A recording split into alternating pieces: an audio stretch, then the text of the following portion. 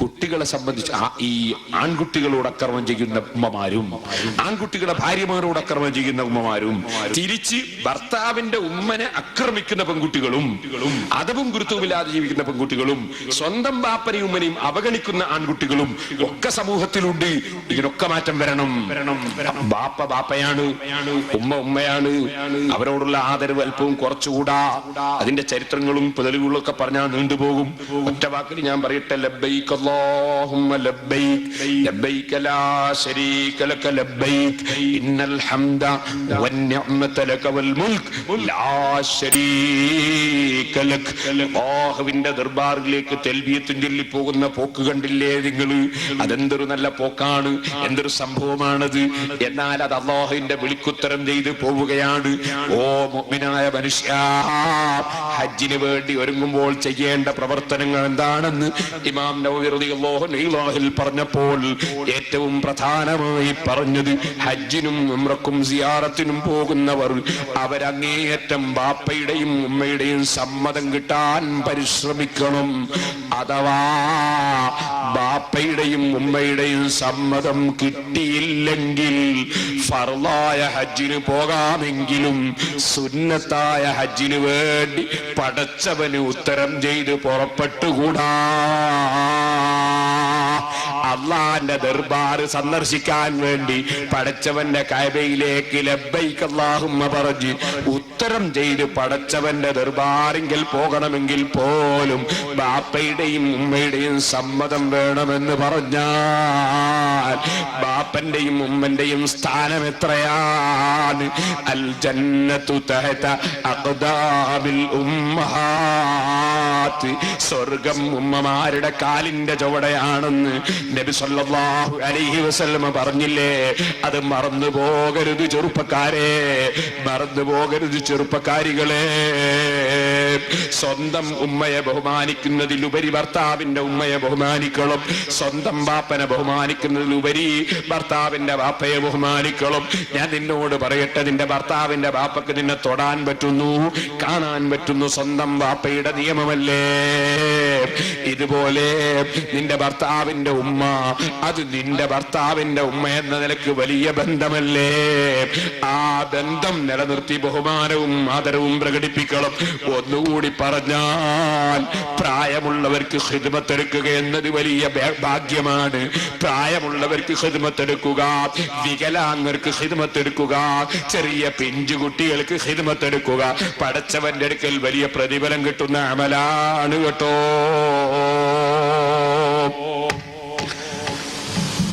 ഒന്നാം ക്ലാസ്സിലെ മുഅല്ലിമീങ്ങൾക്ക് 10ാം ക്ലാസ്സിലെ മുഅല്ലിമീങ്ങളെക്കാൾ എത്രയോ കൂലി കൂടുതൽ അല്ലാഹ് കൊടുക്കും. പല മൂല്യന്മാർക്ക് 1ാം ക്ലാസ് നിൽക്കാൻ പറയുമ്പോൾ ഭയങ്കര മടിയാ. ഞാൻ മദ്രസ നടത്തുന്നതുകൊണ്ട് പറയാ, 1ാം ക്ലാസ് എന്ന് പറയുമ്പോൾ ഈ മൂല്യന്മാർക്ക് ഒരു മടിയാ. 1ാം ക്ലാസ് അതെന്ന് വെച്ചാല് ഈ ഖൽബ് നന്നാകാതിരിക്കുമ്പോ തസ്രീഹ് ബന്ദിക്ക് അല്ലെങ്കിൽ കുതുബി റഷീദിയ അല്ലെങ്കിൽ ശറഹുൽ അഖായിദ് പോലത്തെ കിതാബ് ഓതുന്നുണ്ട്. കാഴ്ചക്ക് ചെറുതായിരിക്കും, ഇമ്പൽപ്പൊക്കെ ഉണ്ടാവുള്ളൂ. ഈ കിതാബ് എടുത്തിട്ട് കിതാബ് ഓതുമ്പോ ഒരു സ്ഥാപനം സന്ദർശിക്കാൻ വേണ്ടി 3-4 ആള് വരികയാണെങ്കിൽ ഈ മുത്തഅല്ലിമിന് ചിലപ്പോ തോന്നും, അയ്യോ എന്റെ കയ്യിൽ ഇതായിപ്പോയല്ലോ, മിസ്കാത്തിന് നല്ലതെന്ന് തോന്നും. കാരണം ഞാൻ വലിയ മൊലിയാറാന്ന് വിചാരിക്കും. വലിയ കിതാബ് കൈ പിടിച്ചാൽ ഇങ്ങനത്തെ ചില കിബറന്മാരുണ്ട് മുത്തഅല്ലിമികളെ കൂട്ടത്തിൽ. നിങ്ങളെ കൂട്ടത്തിലൊന്നും അങ്ങനത്തെ മുത്തഅല്ലിമികൾ ഇല്ലാത്തതുകൊണ്ട് ഞാൻ പറയുന്നില്ല. അങ്ങനെ തോന്നരുത്. ഇൽമ് അല്ലാഹ് തരേണ്ടത് കിബറിന് വേണ്ടിയല്ല, ഇൽമ് അള്ളയുടെ പേരെടുക്കാനല്ല. ഇൽമ് അല്ലാഹു തആല തരുന്ന സമ്മാനമാണ്. ഇതുപോലെ ഇൽമ് പഠിപ്പിക്കുക എന്നത് ഒരു ഭാഗ്യമാണ്. ഇൽമ പഠിപ്പിക്കുക എന്നത് ഒരു ഭാഗ്യമാണ്, അതൊരു ജോലിയല്ല. അതുകൊണ്ട് നിങ്ങളാരും ശമ്പളം കൊടുക്കാണ്ടോ നിൽക്കരുത്. നല്ല ശമ്പളം കൊടുക്കണം, വേറെ വിഷയം. പിന്നെ അവർക്ക് പട്ടിണി എടുക്കാൻ കഴിയും, പിന്നെ അവർക്ക് അക്കാൻ പോവാനാ. അതുകൊണ്ട് ശമ്പളമൊക്കെ നന്നായിട്ട് കൊടുക്കണം. പക്ഷേ ഞാൻ പറയാണ്, ഇൽമ പഠിപ്പിക്കുക എന്നുള്ളൊരു ഭാഗ്യമാണ്. അതിന്റെ രസമെന്താ? വഅദ് പറയാ, ഇൽമ അറിയുന്നത് പറഞ്ഞു കൊടുക്കുക എന്തൊരു രസമുള്ള പരിപാടിയാണ്. പറഞ്ഞാലുണ്ടോ ഊതി മാറുന്നു, പിന്നെ ആരോഗ്യം അനുവദിക്കാത്തതുകൊണ്ട് നിർത്തുന്നു എന്നല്ലാതെ. ഞാൻ പറഞ്ഞത് ഇൽമു പറഞ്ഞു കൊടുക്കുക എത്ര രസമുള്ള പരിപാടിയാണത്. കയ്യിൽ ക്യാഷ് ഉണ്ടാവുക, സദഖ ചെയ്യുക, എന്തൊരു രസമുള്ള പരിപാടിയാ. ധാരാളം പൈസ ഉണ്ടാവുക, നല്ല കടകട നോട്ടിങ്ങനെ കൊടുക്കുക. എന്താണ് അതിന്റെ രസം? വാങ്ങൽ രസമുള്ള പരിപാടിയല്ല, കൊടുക്കൽ നല്ല രസമുള്ള പരിപാടിയാ. പല ആളുകൾക്കും വാങ്ങലാ രസം. അങ്ങനല്ല വേണ്ടത്, കൊടുത്താ പഠിക്കേണ്ടത്. കൊടുത്തിട്ടാ പഠിക്കേണ്ടത്. അതുപോലെ ഇൽമ് പറഞ്ഞു കൊടുക്കുക, അത് വലിയ ഭാഗ്യമുള്ള ഒരു സംഗതിയാണ്. അതുകൊണ്ട് തന്നെ ഞാൻ പറയട്ടെ, ഇൽമിന്റെ കൂട്ടത്തിൽ ഏറ്റവും ബഹുമാനമുള്ള ഇൽമ് അടിസ്ഥാനപരമായ ഇൽമല്ലേ. നമ്മൾ ഖുർആൻ ഓതുകയാണെങ്കിലും ഹദീസ് പഠിക്കുകയാണെങ്കിലും എന്ത് പഠിക്കുകയാണെങ്കിലും ആദ്യം പഠിക്കേണ്ടത് അറബി അക്ഷരമല്ലേ. ഈ അറബിയിലുള്ള അക്ഷരം പഠിക്കുന്നത് 1ാം ക്ലാസ് എന്നല്ലേ. ആള് എത്ര വലിയ ആലിമായാലും താജുൽ ഉലമാ ഉള്ളാൾ തങ്ങളായാലും അല്ലാഹു അവർക്ക് ദീർഘായുസ്സും ആഫിയത്തും നൽകട്ടെ. ഉള്ളാളം തങ്ങൾ സഹീഹുൽ ബുഖാരി ദർസ് നടത്തുമ്പോ ആ ബുഖാരിയിലുള്ള അക്ഷരം വായിക്കുന്നുവെങ്കിൽ ആ അക്ഷരം പഠിപ്പിച്ചു കൊടുത്ത ആള് 1ാം ക്ലാസ്സിൽ പഠിപ്പിക്കുന്ന മുഅല്ലിമിന്റെ സ്ഥാനത്തുള്ള ആളല്ലേ. ഞാൻ പറഞ്ഞു എന്ന് എത്ര വലിയ ആലിമായാലും ആ ആലിമിന്റെ ഇൽമിന്റെ തുടക്കം 1ാം ക്ലാസ് എന്ന് പഠിച്ച ഇൽമല്ലയോ. ആ ഇൽമ് പഠിപ്പിക്കാനുള്ള ഭാഗ്യം വലിയ ഭാഗ്യമല്ലയോ. അതുകൊണ്ട് 1ാം ക്ലാസ് എടുക്കണം എന്ന് പറയുമ്പോ മുഅല്ലിമീങ്ങൾ പിന്നോട്ട് പോകേണ്ടതില്ല. ചെറിയ മക്കളെ കുറച്ച് നോക്കാൻ ബുദ്ധിമുട്ടുണ്ടാകും, അത് ശരിയാണ്. ഒരാള് കംപ്ലൈന്റ് അവൻ എന്നെ നോക്കി ഉസ്താദേ, മറ്റോന്റെ കംപ്ലൈന്റ് അവൻ എന്നെ നോക്കിയില്ല ഉസ്താദേ എന്നൊക്കെ പറയുമ്പോ അതൊക്കെ സൗമ്യമായി കേട്ടുകൊടുത്ത് ആ കുട്ടികളെ വളർത്തിയാൽ നല്ല കൂലി ഇട്ടു 1ാം ക്ലാസ്സിലെ മുഅല്ലിമീക്ക്. എന്നാൽ എന്റെ ഉമ്മമാരെ, നിങ്ങൾ എത്രയാ അല്ലാഹുവിങ്കൽ നിന്ന് പ്രതിഫലം വാരിക്കൂട്ടുന്നത്? കാരണം പ്രസവിച്ച അന്ന് മുതലേ നിങ്ങളല്ലേ ഈ ചെറിയ മക്കളെ പോറ്റി വളർത്തുന്നത്. നിങ്ങൾക്ക് അല്ലാഹു തരുന്ന പ്രതിഫലത്തിന് കണക്കില്ല. അല്ലാഹു തആല ഹകീമും ഖബീറുമാണ്, അവൻ അർഹമുർ റഹീമീനാണ്. ആ റബ്ബ് ഓരോരുത്തരുടെയും സാഹചര്യം അറിയുന്നവനാണ്. അതുകൊണ്ട് എന്ത് ചെയ്തു? ഭാരിച്ച ഉത്തരവാദിത്തങ്ങളൊക്കെ പുരുഷന്മാരെ തലയിലിട്ട് കൊടുത്തു. അല്ലേ ആണും പെണ്ണും ഒരുപോലെയാണ്. പെണ്ണുങ്ങൾ പള്ളിയിൽ പോകണമെന്ന് പറയുന്ന സാധുക്കൾ നിങ്ങളൊന്ന് ആലോചിച്ചു. അള്ളാഹുവിന്റെ നിയമത്തെ മറികടക്കുന്ന ആളുകൾ എത്ര അറിവില്ലാത്തവരാണ്. അല്ലാഹു തആല അവൻ എന്ത് ചെയ്തു? പുരുഷന്മാർക്ക് ഭാരിച്ച ഉത്തരവാദിത്വം. സ്വന്തം ഭക്ഷണത്തിന് പോയി അധ്വാനിച്ചുണ്ടായിക്കൊള്ളണം, ഭാര്യക്ക് കൊടുക്കാനും പോയി അധ്വാനിച്ചുണ്ടായിക്കൊള്ളണം, മക്കൾക്ക് കൊടുക്കാനും പോയി ഉണ്ടായിക്കൊള്ളണം, മക്കൾക്കും ഭാര്യക്കും വസ്ത്രം വാങ്ങിച്ചെടുത്തോളണം, ചികിത്സിച്ചോളണം. മക്കൾക്ക് നിന്റെ ചികിത്സ നീ നടത്തിക്കൊള്ളണം, ബാപ്പാക്ക് ചെലവ് കൊടുക്കണം, ഉമ്മാക്ക് ചെലവ് കൊടുക്കണം. നീ പിന്നെ പല കാര്യങ്ങളും നീ ഇങ്ങനെ ചെയ്യണം, ഒക്കെ നിർബന്ധ. ഭാര്യക്ക് സ്വന്തം ചെലവ് ഭർത്താവ് കൊടുത്തോളണം, ഇവക്ക് ചെലവില്ല, ഭർത്താവ് കൊടുത്തോളണം. പിന്നെ മക്കളെ ചെലവോ അതും ഭർത്താവ് കൊടുത്തോളണം. ഭാര്യക്ക് എന്താ ഉത്തരവാദിത്തം കൊടുത്തോ? അല്ല, ഇല്ല. ഭർത്താവിനോട് എന്താ പറഞ്ഞു? പുരുഷന്മാരോട് എന്താ പറഞ്ഞു? ചെല്ലടാ, പോയിട്ട് വണ്ടി ഓടിച്ചോ, ലോറി ഓടിച്ചോ, കാർ ഓടിച്ചോ, ദുബായിലേക്ക് കയറിക്കോ, കടലിൽ പോയിക്കോ, തെങ്ങുമ കയറിക്കോ, കവുകുമ കയറിക്കോ, അധ്വാനിച്ചോ, വണ്ടി ഉന്തിക്കോ. ആ ഓരോ പണിയെടുത്തോ, എന്നിട്ട് വൈകുന്നേരം കിട്ടുന്നതുകൊണ്ട് കൊണ്ടുപോയി കൊടുക്കുക. അവളോ ഭാര്യയോ, അവള് കൊട്ടാരത്തിൽ ഇരിക്കുമ്പോൾ അവിടെ ഇരിക്കട്ടെ, അവള് കൊട്ടാരത്തിൽ രാജാവ് ഇരിക്കുമ്പോലെ ഇരിക്കട്ടെ, നീ കൊണ്ടുപോയി കൊടുക്കടാ. എല്ലാ ഉത്തരവാദിത്വവും പുരുഷനെ ഏൽപ്പിച്ചു. എന്തുകൊണ്ട്? പുരുഷനാണ് ആരോഗ്യമുള്ളത്, പുരുഷനാണ് ശക്തിയുള്ളത്, പുരുഷനാണ് കഴിവുള്ളത്. അത് ഈ നിയമം ഉണ്ടാക്കിയ അല്ലാഹുവിനറിയാം. അതിൽ സംശയം ഉണ്ടെങ്കിൽ ആർക്കെങ്കിലും? ഞാൻ ചോദിക്കാം, ഇവിടെ എവിടെയെങ്കിലും തെങ്ങുമുക്കറുന്ന സ്ത്രീകളുണ്ടോ? തെങ്ങുമക്കയറുന്ന സ്ത്രീകളുണ്ടോ? ഇല്ല. മുസ്ലിമീങ്ങളുടെ കൂട്ടത്തിലുണ്ടോ? ഇല്ല. ഹിന്ദുക്കളുടെ കൂട്ടത്തിലുണ്ടോ? ഇല്ല. ക്രിസ്ത്യാനികളുടെ കൂട്ടത്തിലുണ്ടോ? ഇല്ല. യുക്തിവാദികളുടെ കൂട്ടത്തിലുണ്ടോ? ഇല്ല. മുജാഹിദീങ്ങളുടെ കൂട്ടത്തിലുണ്ടോ? ഇല്ല. അതെന്ത്? ആണും പെണ്ണും ഒരുപോലെയാണ് നടന്ന മുജാഹിദിന് കുറച്ച് തെങ്ങ് കയറുന്ന പെണ്ണിനുണ്ടാക്കിയാൽ എന്താ? വെറും സ്റ്റേജ് മുക്ക് അറിയാൻ മതിയോ? എന്താ ഉണ്ടാകാത്തത്? കാരണം വേറൊന്നുമല്ല, അത്ര ഭാരിച്ചതൊന്നും ഏൽപ്പിക്കാൻ സാധുക്കൾ പറ്റൂല. അവർക്ക് അവരുടെ ശാരീരിക പ്രകൃതിയോട് ചോദിച്ചതാണ് അള്ളാഹു കൊടുത്തത്. അതുകൊണ്ട് ആ തെങ്ങ് കയറാൻ അവരോട് പറഞ്ഞിട്ടില്ല, കവുങ്ങ് കയറാൻ അവരോട് പറഞ്ഞില്ല. അവരോട് പറഞ്ഞ എന്താ? നിങ്ങൾക്ക് നല്ല പരിപാടി ഏൽപ്പിച്ചു തരാം. എന്താ ഏൽപ്പിച്ചത്? ഭർത്താവിനെ സന്തോഷിപ്പിക്കുക, മക്കളെ ഗർഭം ചുമക്കുക, കുഞ്ഞുങ്ങളെ പ്രസവിക്കുക, പ്രസവിച്ചിട്ട് അവരെ പോറ്റി വളർത്തുക, ആ ചെറിയ മക്കളെ വൃത്തിയാക്കുക, ആ ചെറിയ മക്കൾക്ക് ഷർട്ടും കുപ്പായൊക്കെ തേച്ച് മിനുക്കി ഇട്ട് കൊടുക്കുക, പേന്റ് ധരിപ്പിച്ചു കൊടുക്കുക, സോക്സ് ഇട്ട് കൊടുക്കുക, ഷൂ ഇട്ട് കൊടുക്കുക, ഇടക്കിടക്ക് ഇങ്ങനെ മണക്കുകയും ചെയ്യുക. എന്തൊരു സമാധാനമുള്ള പണിയായി സ്ത്രീകൾക്ക് അല്ലാഹ് ഏൽപ്പിച്ചു കൊടുത്തത്. ഭാഗ്യവതികളല്ലേ നമ്മുടെ സ്ത്രീകൾ. ഓരോ ചലനത്തിനും പടച്ചവന്റെ അടുക്കൽ പ്രതിഫലമല്ലേ. വെറുതെ ഉമ്മാരും മനസ്സിലാക്കണോ, രാവിലെ LKG-യിലും UKG-യിലും ഒക്കെ പഠിക്കുന്ന കുട്ടികളെ രാവിലെ തന്നെ എഴുന്നേറ്റ് സുബഹി നിസ്കരിച്ച് കുളിപ്പിച്ച് നന്നായി വസ്ത്രം ധരിപ്പിച്ച് എന്നിട്ട് ചായയും കൊടുത്ത് പറഞ്ഞേക്കുമ്പോ ഹലാക്കൊന്ന് കഴിഞ്ഞാൽ മതി എന്നല്ല മനസ്സിലാക്കേണ്ടത്. അൽഹംദുലില്ലാഹ് എന്റെ മോനെ ഇങ്ങനെയൊക്കെ കുളിപ്പിക്കുന്നതിന് അല്ലാഹു പ്രതിഫലം തരും. കുപ്പായം ധരിപ്പിച്ചു കൊടുത്തതിന് അല്ലാഹ് കൂലി തരും. ഈ മോനെ എടുത്തൊന്നും മണത്തതിന് പടച്ചവൻ കൂലി തരും.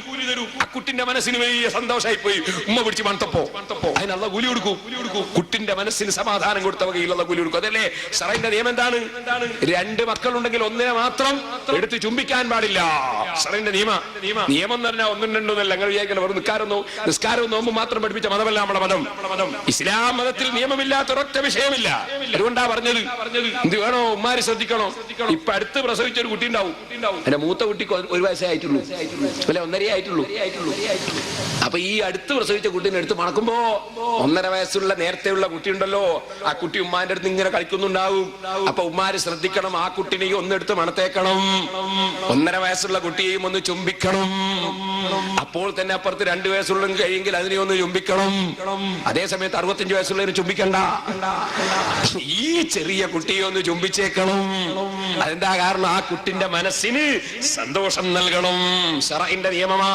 ശറഈ ദീനി ഇസ്ലാമിക ശരീഅത്ത് ഞാൻ പറഞ്ഞില്ലേ, അള്ളാന്റെ നിയമം എന്ന് പറഞ്ഞില്ലേ, അത് വെറും നിസ്കാരം മാത്രം പഠിപ്പിച്ച നിയമമല്ല. നിങ്ങളെ മക്കളെ ചുംബിക്കുന്ന സ്ഥലത്ത് നിയമമുണ്ട്. അതിന് പടച്ചവൻ കൂലി തരുന്നുണ്ട്. നിങ്ങളെ മക്കളെ കുളിപ്പിച്ചതിന് കൂലി തരുന്നുണ്ട്. എന്റെ ഉമ്മമാരെ പറഞ്ഞു പറ്റിക്കും. വിവരമില്ലാത്തവർ വന്ന് പ്രസംഗിച്ച് നിങ്ങളെ വഞ്ചിക്കും. നിങ്ങളോട് പറയും നിങ്ങൾക്ക് ജുമാക്ക് പോയ കൂലി കിട്ടണ്ടേ. ജുമാക്ക് പോയ ആ കൂലിയല്ല, കുറ്റമാ. ജുമാക്ക് പോയാൽ തെറ്റാണ്. സ്ത്രീകൾക്ക് നിസ്കരിക്കാൻ അവരെ വീടാണ് ഖൈർ എന്ന് മുഹമ്മദുർ റസൂലുള്ളാഹി. വഖർന ഫീ ബുയൂതികുന്ന വലാ തബറജ്ന തബറുജൽ ജാഹിലിയ്യത്തിൽ ഊലാ വഖിന്ന സ്വലാഹ്. സ്ത്രീകൾ വീട്ടിൽ അടങ്ങി ഒതുങ്ങിയിരുന്ന് നിസ്കരിക്കണമെന്ന് പരിശുദ്ധ ഖുർആനാ പറയുന്നത്. ആ പഠിപ്പിക്കുന്ന ആശയത്തിനെതിരെ സഹോദരന്മാരെ സഹോദരിമാരെ ജുമാക്ക് പള്ളിയിൽ പോയ കുറ്റമാ. നേരെ മറിച്ച് അല്ലാഹു തആല നിങ്ങൾക്ക് തന്ന ഈ സൽക്കർമ്മമുണ്ടല്ലോ, മക്കളെ വളർത്തുക, മക്കളെ പോറ്റുക, ഭർത്താവിനെ പരിചരിക്കുക, ഭർത്താവിന്റെ ഉമ്മക്ക് ഖിദ്മത്തെടുക്കുക, ഭർത്താവിന്റെ ബാപ്പക്ക് ഖിദ്മത്തെടുക്കുക, സ്വന്തം ബാപ്പക്ക് ഖിദ്മത്തെടുക്കുക, സ്വന്തം ഉമ്മക്ക് ഖിദ്മത്തെടുക്കുക, വീട്ടിൽ സുഖമില്ലാതെ കിടക്കുന്ന ആങ്ങളക്ക് സഹോദരന് ചായ ഉണ്ടാക്കി കൊടുക്കുക, വീട്ടിൽ ചെറിയ അനുജത്തിമാരുണ്ടെങ്കിൽ അവരെ വളർത്തുക, അനുജന്മാരുണ്ടെങ്കിൽ അവരെ വളർത്തുക. അങ്ങനെ വീട്ടിലുള്ളവർക്ക് നിങ്ങൾ നടത്തുന്ന പരിചരണത്തിന് ഓരോന്നിനും പടച്ച റബ്ബ് വലിയ പ്രതിഫലം നൽകുന്നു. നിങ്ങളെ മക്കൾക്ക് മുല കൊടുക്കുമ്പോൾ അല്ലാഹു പ്രതിഫലം തരുന്നു. മക്കളെ വളർത്തുമ്പോൾ റസൂലുള്ളാഹിന്റെ ഉമ്മത്തിനെ വളർത്തിയ വകയിൽ വലിയ പ്രതിഫലം തരുന്നു. ഇതാണ് സഹോദരിമാരെ ഖുർആൻ പറഞ്ഞില്ലേ, ലാ തതമന്നൂ മാ ഫളലല്ലാഹു ബിഹി ബഅദകും അലാ ബഅദ് ലിർരിജാലി നസീബും മിമ്മ ഇക്തസബൂ വലിന്നിസാഇ നസീബും മിമ്മ ഇക്തസബനാ. നിങ്ങൾ ആരും പരസ്പരം കണ്ട് മോഹിക്കേണ്ടതില്ല. പുരുഷന്മാർക്ക് അല്ലാഹു ചില ഡ്യൂട്ടി കൊടുത്തിട്ടുണ്ട്, പുരുഷന്മാർക്ക് അല്ലാഹു ചില സംഗതികൾ കൊടുത്തിട്ടുണ്ട്. അത് പുരുഷന്മാര് നിർവഹിച്ച് അല്ലാഹുവിന്റെ പ്രതിഫലം വാങ്ങുന്നു. സ്ത്രീകൾക്ക് അല്ലാഹു വേറെ ചില സംഗതി കൊടുത്തിട്ടുണ്ട്, അത് നിർവഹിച്ച് സ്ത്രീകൾക്കും അവരെ പ്രതിഫലം കിട്ടുന്നു. സ്ത്രീകൾക്ക് കിട്ടുന്നത് പോലെ പുരുഷന്മാർക്ക് കിട്ടുന്നില്ല, പുരുഷന്മാർക്ക് കിട്ടുന്നത് സ്ത്രീകൾക്കും കിട്ടുന്നില്ല. ഒരു മിനിറ്റ് സഹോദരന്മാരെ, ഇതാണ് നിങ്ങൾ കണ്ടോ, പ്രസംഗിച്ച പ്രതിഫലം അല്ലാഹു എനിക്ക് തരും, എനിക്ക് ഇഖ്ലാസ് ഉണ്ടെങ്കിൽ. അതേ സമയത്ത് പ്രസവിച്ച പ്രതിഫലം എനിക്ക് കിട്ടുന്നില്ല, അതെന്റെ ഭാര്യ കൊണ്ടുപോയി. എനിക്ക് പ്രസംഗിച്ച പ്രതിഫലമാണ്, ഭാര്യക്ക് പ്രസവിച്ച പ്രതിഫലമാണ് അല്ലാഹു കൊടുക്കുന്നത്. ഞാനൊരു ഉദാഹരണം പറഞ്ഞതാണ്. അങ്ങനെ അല്ലാഹു തആല ഓരോരുത്തരുടെയും സാഹചര്യം അനുസരിച്ച് ഓരോരുത്തർക്കും നിയമം കൊടുത്ത റബ്ബാണ്. ആ റബ്ബിന്റെ നിയമങ്ങൾ എല്ലാ സ്ഥലത്തും നമ്മൾ നമ്മൾ പാലിച്ചുകൊണ്ട് ജീവിക്കാൻ വേണ്ടി ശ്രമിക്കണം. അപ്പോഴാണ് ക്രമമുണ്ടാകുന്നത്, നീതി ഉണ്ടാകുന്നത്. ആ റബ്ബിന്റെ നിയമം മറികടക്കുമ്പോഴാണ് അക്രമം ഉണ്ടാകുന്നത്. അതാണ് അക്രമം. ഇനി ഞാൻ പറയട്ടെ, ഭാര്യ ഭർത്താക്കന്മാർ തമ്മിലുള്ള ജീവിതത്തിലും ആവശ്യമില്ല. ഇന്നലെ ഒരാൾ കാര്യമായിട്ട് ദുആ ചെയ്യാൻ വേണ്ടി പറഞ്ഞൊരു വിഷയം. എന്താ പ്രശ്നം വിവാഹം കഴിഞ്ഞു. അതിലിടയ്ക്ക് നമ്മളെ ബക്കറ്റും കൊണ്ട് പിരിവിന് വരുമ്പോ നിങ്ങളൊക്കെ നല്ല സംഭാവന കൊടുക്കണം. എന്റെ ഗീശയെ സുബ്ഹാനല്ലാഹ് സിറാജുലുദ്ദീന്റെ അല്ലാത്ത എന്റെ വയസ്സുണ്ടോ എന്ന് അല്ലാഹ്ക്കറിയാം. നോക്കട്ടെ, ഉണ്ടെങ്കിൽ തരാം.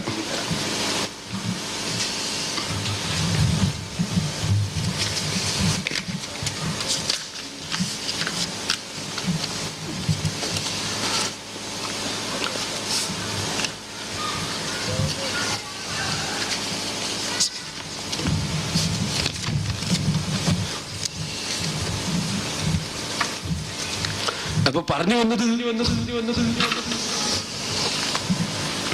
ഒരാൾ കാര്യമായിട്ട് കേൾക്കാൻ പറ്റും. എന്താ വിഷയം? കല്യാണം കഴിഞ്ഞ് കുറച്ച് സൈറ്റ് ഭർത്താവ് എന്തോ ഭാര്യയുമായി നല്ല സന്തോഷത്തിൽ ജീവിക്കുമ്പോ കുത്തി ചോദിച്ചു പൂർവ്വകാല ജീവിതം ഇങ്ങനെ. അപ്പൊ എന്തോ ഒന്ന് ഈ പെണ്ണിനോട് പറഞ്ഞു പോയി. അതോടുകൂടി ഭർത്താവുമായിട്ട് അകന്നുപോയി. സൂക്ഷിക്കണം. സ്ത്രീകളും പുരുഷന്മാരും രണ്ട് കക്ഷിയും സൂക്ഷിക്കണം. ഖുർആനിന്റെ നിയമം മറികടന്നു. പ്രശ്നം അവിടെ. ലക്ഷദ്വീപിൽ നിന്ന് എനിക്കൊരു ഉദ്യോഗസ്ഥയായ പെണ്ണ് കത്തയച്ചിരിക്കും. അവിടെ ഭർത്താവ് നല്ല സാലിഹായ മനുഷ്യനാണ്, വലിയ ഉദ്യോഗസ്ഥനാണെന്ന് അവൾ എന്നെ കത്തിലെഴുതിയിരിക്കും. അവളും ഉദ്യോഗസ്ഥയാണ്. ഞങ്ങൾ വളരെ നല്ല ജീവിതം നയിച്ചവരാണ്. ഇപ്പൊ കുറച്ച് ദിവസമായിട്ട് ഞങ്ങൾ തമ്മിൽ നല്ല ജീവിതം ഇല്ല. ഞങ്ങൾ നല്ലോണം തന്നെ, പക്ഷെ മനസ്സുകൊണ്ട് സ്നേഹമില്ല. കാരണം പറഞ്ഞെന്താ അറിയോ? കത്തിലുള്ള വിവരം. കാരണം എന്റെ ഭർത്താവ് ഒരു ദിവസം എന്നോട് ഇങ്ങനെ അന്വേഷിച്ചു പൂർവ്വകാല ജീവിതത്തെ കുറിച്ച്. അങ്ങനെ പറഞ്ഞപ്പോൾ കോളേജിൽ പഠിക്കുന്ന സമയത്ത് ഒരു അന്യപുരുഷനുമായി ഞാൻ സ്പർശിച്ചു പോയിരുന്നു. തെറ്റുകൾ, വലിയ തെറ്റൊന്നും ചെയ്തിട്ടില്ല. അതേ സമയത്ത് പരസ്പരം തൊട്ടുപോയിരുന്നു. ആ വിഷയം ഞാൻ എന്റെ ഭർത്താവിനോട് തുറന്നങ്ങ് പറഞ്ഞു. അതോടുകൂടി ഭർത്താവിന്റെ സ്നേഹം ഹൃദയത്തിൽ നിന്ന് എടുത്തുപോയി. ഞാനിപ്പോ വലിയ സങ്കടത്തിലാണ്, ദുആ ചെയ്യണം എന്ന് പറഞ്ഞിട്ട് ഒരു സ്ത്രീയുടെ കത്ത്. ഞാനിത് പറയുന്നത് നമ്മുടെ വിവരക്കേട് നമുക്കുണ്ടാക്കി വെക്കുന്ന വിനകൾ.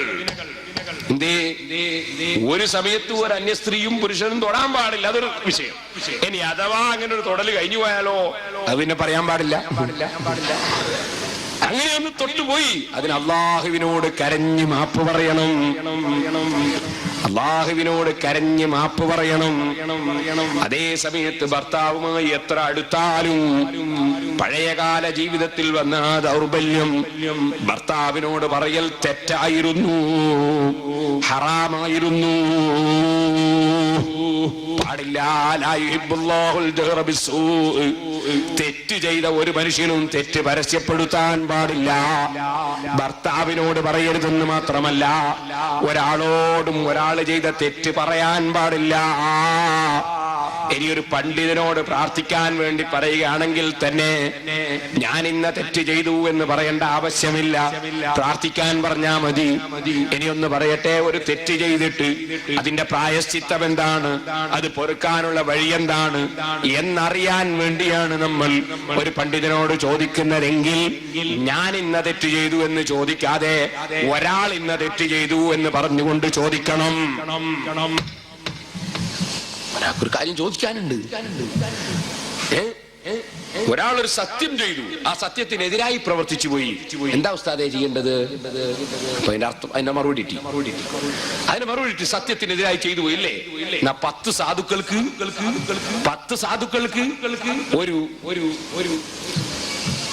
ഒരു മുദ്ദ് വീതം.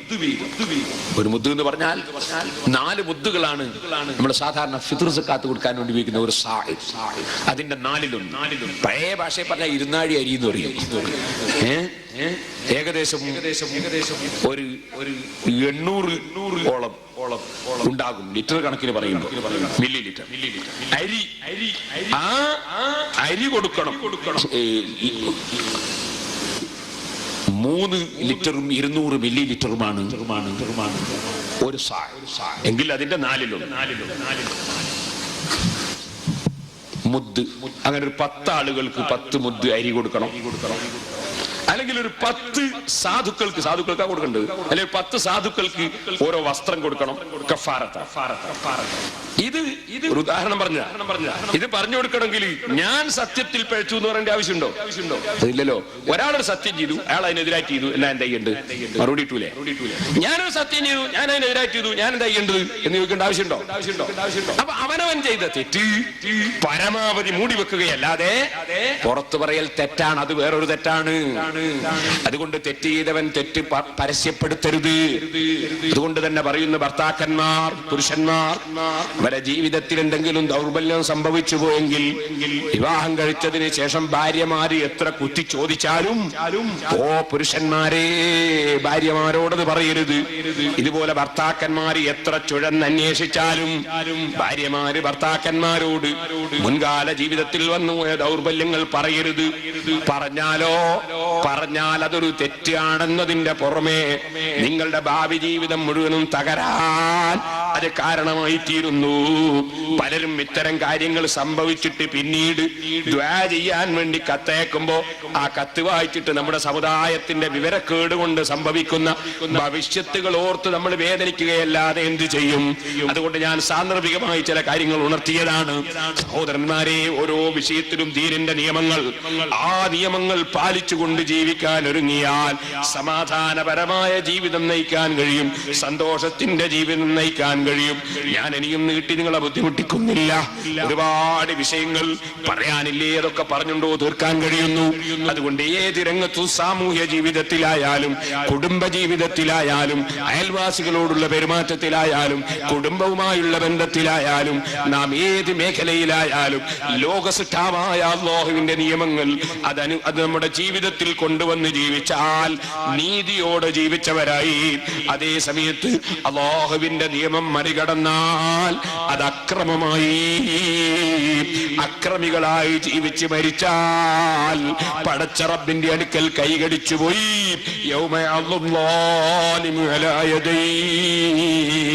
ഖുർആനിൽ അല്ലാഹു പറയുന്നു, അക്രമം ചെയ്ത മനുഷ്യൻ കൈകടിച്ചു പോകുന്ന സമയമുണ്ട്, ദിവസമുണ്ട് നബിയേ.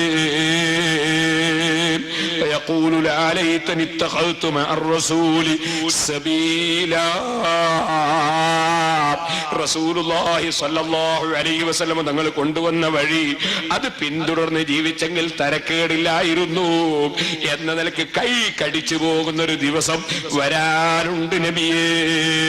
പരിശുദ്ധ ഖുർആൻ നമ്മെ പഠിപ്പിക്കുന്നു.